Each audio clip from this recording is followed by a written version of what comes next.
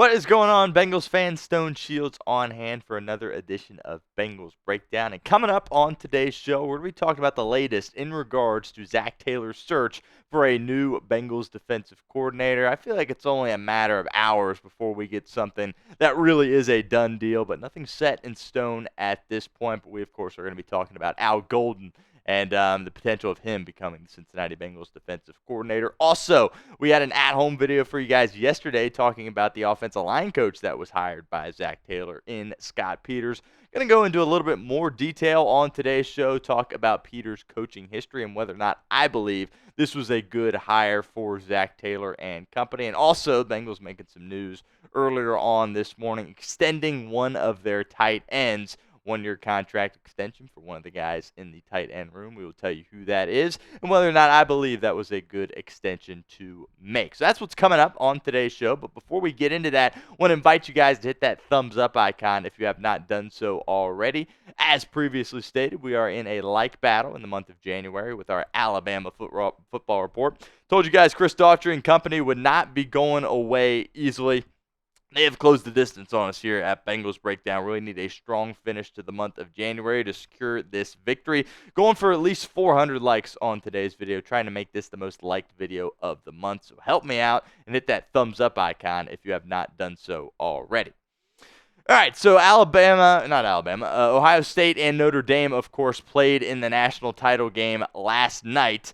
And Al Golden, of course, is the defensive coordinator for the Notre Dame Fighting Irish. And I thought it was kind of funny that Ian Rappaport put this out literally right after the game ended, as you can see there, 11:08, when he fired this tweet out saying Notre Dame defensive coordinator Al Golden has emerged as a top candidate to be the Bengals' new DC per me and Mike Garafolo. Zac Taylor has been waiting for the national championship to end before moving forward. Now that it has, he can speak with Golden and work through it. We all knew that this was going to happen, right? But just thought it was kind of funny that Rappaport put that out literally as the game was ending on Twitter. And then Paul Dehner Jr., our guy from The Athletic that covers the Bengals for The Athletic, does a fantastic job. He tweeted out earlier this morning saying, as we've been saying, Zac Taylor has long held Al Golden as the leading candidate in the DC search. Here's the expected timeline. Golden will spend today and early tomorrow wrapping things up at Notre Dame. Then Taylor looks to officially interview him on Wednesday. From there, just what looks like an inevitable matter of when pen hits the paper. So it all signs pointing towards Al Golden kind of getting that job at the defensive coordinator spot for the Cincinnati Bengals. We'll continue with that discussion here in a moment. But first, give me your one-word reaction to Notre Dame's defense last night. Obviously, this was their toughest challenge to date, going against a high-powered Ohio State offensive attack. For the most part, I'm not going to say they look good, but I thought they did some good things despite giving up points on what felt like every drive there until the end of the game. But I want to know what you guys think. One word for me in the comment section, your one-word reaction to Notre Dame's defense last night. If that ad comes here on YouTube, totally fine. Take advantage of it. Get down in the comments. Let us know what you think. All right, so for a while there, Notre Dame could not stop Ohio State whatsoever. They went into the game saying, we're a man-to-man team. We're going to play man-to-man. And they did it, and it didn't work out great, but there were some moments when they won with their man-to-man battles. But I do want to give a shout-out to Al Golden because he didn't just keep doing the same things over and over again. He kept trying new stuff, which I think you really have to give him credit for. Obviously, they like playing their man, but sometimes they moved off to their zone. They brought some blitzes. They sagged back. They spied Will Howard at times. Other times they did not and allowed Will Howard to run. But they really tried a ton of different stuff. And I thought his team was really composed, and they didn't quit despite being, having less talent out there on the field. I thought they really played physical. From a physicality standpoint, they really brought it to the Buckeyes and hung with them in that department. But obviously, at the end of the day, I think Ohio State just had a little bit too much more talent on both sides of the ball for Notre Dame to deal with. But overall, I was pleased with what Al Golden showed in the national title game. Big spotlight. Again, struggled to slow him down, but I didn't think I thought he kind of stood on business from the perspective that he was going to go out there and say, hey, we're going to play man-to-man. We're going to try it. They did, and he wasn't afraid to pivot off of it either. But I thought they played really physical out there and really kind of went to bat, for their head coach or their defensive coordinator at that spot. And I thought that was really incredible that they were able to go out there and do that for Al Golden. And we will see if ultimately Zac Taylor and company decides to make that hire with Al Golden. As we previously discussed on yesterday's edition of Bengals Breakdown, the Bengals are hiring Scott Peters to be the new offensive line coach, replacing Frank Pollack. And I know there's some mixed emotions kind of with this Scott Peters hired. We did a video as far as offensive line coach candidates go. Peters was not on the list, but it's kind of hard to speculate too much there with the position coaches. It's not like a coordinator, of course. We'll kind of break down exactly what is going on with Scott Peters and where he comes from, his coaching history. He started out as an assistant offensive line coach under Bill Callahan with the Cleveland Browns. Bill Callahan, of course, is one of the most well-regarded offensive line coaches in the NFL. His son, of course, is Brian Callahan. He spent time here as the Bengals OC, now as the head coach with the Titans. Now Bill Callahan is there working for his son as the offensive line coach. But Peters was at Cleveland for a while with him, and then last year was the offensive line coach for the New England Patriots, before now, of course, becoming the Cincinnati Bengals offensive line coach. And of note, he did play in the NFL. He was a fourth-round draft pick several years ago in the early 2000s. Injuries ultimately ended his career prematurely, but this is a guy that has a football background. Now, this is where people get a little bit concerned with bringing in a guy like Scott Peters. As I mentioned, last year he was the offensive line coach for the New England Patriots. And taking a look at some of these numbers here, the PFF pass block grades.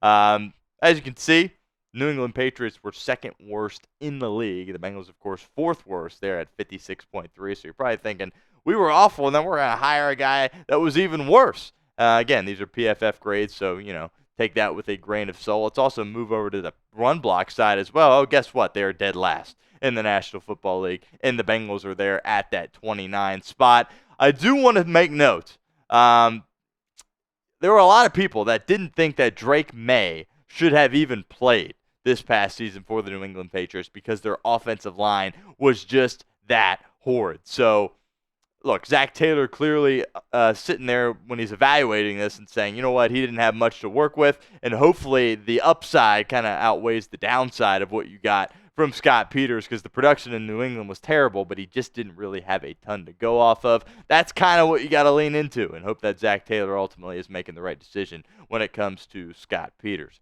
We'll continue with our show here in a moment, but first, want to give a shout-out to our friends over at Game Time. Today's show is presented by Game Time. Game Time is a new feature called Game Time Picks that makes getting tickets to see your favorite teams play live even easier. Game Time Picks filters out the fluff to show you only incredible deals on great seats, so you don't have to waste time searching through thousands of different tickets. Still a couple of chances to watch some NFL playoff games. Conference Championship weekend, of course, is around the corner. Still some tickets on sale for those two games. There really is nothing like being at an NFL playoff game and really an NFL Conference Championship game. It is awesome, so I would encourage you to get over to Game Time and check out those deals. Also, Red Spring Training right around the corner. You see basketball in full swing. You want to go up to Columbus, see some Ohio State basketball. You can do that as well, courtesy of our friends over at Game Time. My two favorite features on Game Time, the seat views. Get a panoramic view from your seat in the app before you buy with Game Time. Secondly, the all-in pricing. Toggling this feature up front allows you to see your total up front so you don't get hit with any of those surprise fees at checkout like some of those other ticketing companies can get you with. So take the guesswork out of buying tickets with Game Time. Download the Game Time app, create an account, use code CHATSPORTS for $20 off your first purchase. Terms apply. But again, create an account, redeem code CHATSPORTS for $20 off. Download Game Time today. Last minute tickets, lowest prices, all guaranteed. All right, so Scott Peters talked with Dan Hoard the other day, who, of course, is the voice of the Cincinnati Bengals. And this is what he had to say as far as what he is looking for with his offensive line. He said it starts with the character and intelligence. That's like a checkpoint. You want to make sure to play the position of offensive line. You want guys that have good character, they love football, and then they have the intelligence to be able to come in and apply the teachings from the classroom to the grass after that. We look for measurables. We look for things that they can do. That, of course, is what Scott Peters had to say to Dan Hoard. Look, the biggest thing I'm looking at is he needs to be able to develop, right? That was something that Frank Pollack did not have the ability to do. We will see what kind of draft capital the Bengals allocate to their interior offensive line. You feel good about the center and you feel good about the tackles if they can stay healthy. Those two guard spots need revamping. So it's going to be really key for Peters to be able to develop guys that are, late round draft picks into starters at that position. We'll see if they go. I would like to see them go interior offensive line early in this draft. I don't know if they will. And also, there's undrafted guys that he's going to have to be able to develop into guys that can be competent and come into the game and play if they have to. That's going to be what he is tasked with. The jiu-jitsu background of Scott Peters is very, very interesting. That's a lot of hand control stuff, a lot of leverage stuff.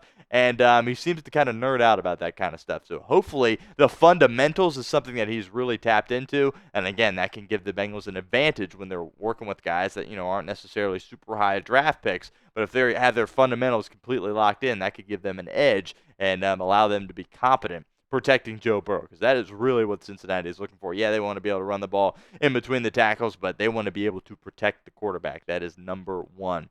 Again, I understand why people are frustrated because they see what he did in New England last year and are like, that was absolutely awful. But again, I kind of fall back on the fact that, hey, Drake May, a lot of people didn't even want him to play. I remember Dan Orlovsky said he didn't even want him to play because the Patriots' offensive line was just that bad. So I think you kind of have to give Peters the benefit of a doubt. He checks a lot of boxes, okay? He's a guy that played in the league, is well respected around the league. Bengals' longtime offensive line coach, who many people say is the best offensive line coach in the history of the organization. He said that he thinks that Peters is going to be a budding superstar. Jim McNally, I believe. McNally, I'm not exactly sure how to pronounce it, but regardless, he had really high praise for Scott Peters. So I think there was reason to be optimistic, but one thing is for certain, Zach Taylor cannot miss on this. This has to work out for the Cincinnati Bengals.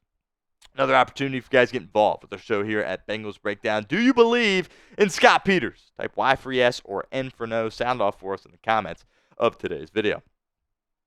All right, some news that we will get to. The Bengals opting to extend tight end Cam Grandy. Bengals have signed tight end Cam Grandy to a one-year contract extension.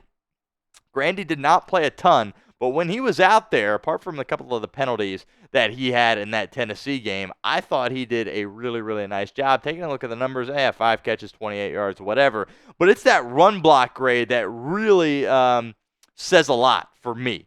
Personally, that is fourth best on the team behind Isaiah Williams, Andrew Stueber, and Trent Brown. The only guy out of those three that really had a lot of reps out there was Trent Brown. Now, granted, Cam Grandy didn't have a ton of reps, so you got to take that with a grain of salt. But also, from a pass block perspective, he was third on the team behind Ted Karras and Eric All Jr. So the reason the Bengals are making this extension is very simple. It is his ability to block in the run game and the pass game. That's something that we are looking for from our tight ends, and they believe that Cam Grandy can continue to do that. That's why Drew Sample had such a good season for the Cincinnati Bengals. He was able to really block. Gesicki really, of course, is your pass threat option at that tight end position. We'll see if the Bengals and Gesicki are able to come to terms. But I was really impressed with Cam Grandy. I thought that they would go to Tanner McLaughlin more, who was your rookie draft pick last season after Eric All Jr. went down, but that was not the case. They went with Cam Grandy, spent a lot of time on the practice squad, and I thought performed admirably when he was in there, particularly in a blocking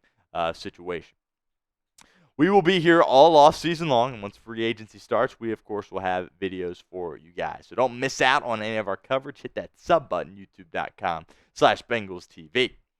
And did want to make note of this before we got out of here. Lou Anarumo is headed to the Indianapolis Colts. He will serve as their defensive coordinator. We predicted here at Bengals Breakdown that he was going to land on his feet, just like Zach Taylor said, and really no doubt about that as he immediately gets another job. Also was in the running for the Falcons defensive coordinator job. Look, I think he's going to do a great job in Indianapolis as their new DC. Anarumo's a guy that when he has talent out there, his scheme can be really, really effective, and he's got some talent on that Indianapolis defense, no doubt about that. It all starts on the interior of their defensive line with Grover Stewart and DeForest Buckner, two elite football players. You got Zaire Franklin at that linebacker spot. Kenny Moore is one of the best nickels in the National Football League, and got some help in the back end with Julian Blackmon as well. So to be honest, completely honest with you, I'm expecting Indianapolis to be a top 10, top 12 at worst defense in 2025 with Lou Anarumo calling the shots. Happy for Lou. Will always be remembered for what he brought to the franchise. Obviously didn't end the way he or any of us wanted it to, but I thought he did overall a pretty good job with his tenure as the Bengals defensive coordinator. And we'll see if the Bengals and Colts I'm sure are going to square off at some point in the near future, and that matchup should very well be interesting. Make sure you guys give me a follow over on Twitter at StoneShields _. All of our Bengals Breakdown content will be posted to my Twitter page. Also, some more short form content up there as well. All of our YouTube shorts are going on that platform. So give me a follow, trying to get to 500 followers on Twitter at StoneShields _.